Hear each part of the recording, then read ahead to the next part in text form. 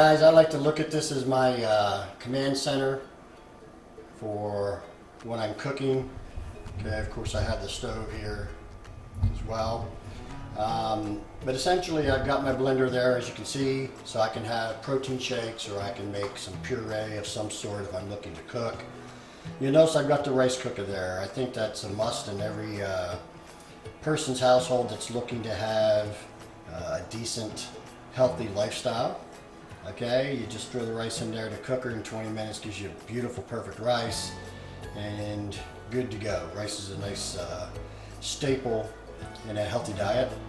And then you'll see, of course, I've got the crock pot there. I like to make soups, and I'll typically throw in chicken and all kinds of other vegetables and so forth, and I'll let it cook all day or all night, and wow, it just makes terrific soups.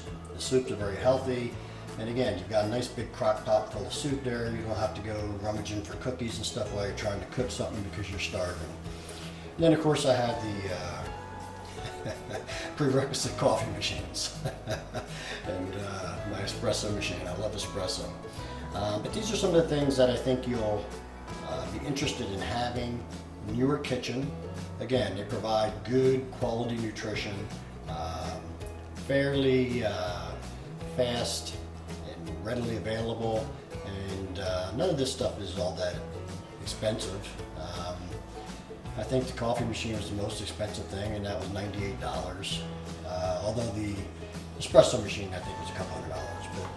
But you know, crock pot you can get for 30, 40 bucks. You can get a nice cooker like I have for rice there for 30 bucks.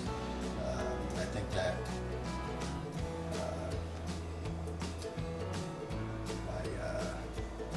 what you call it thing there,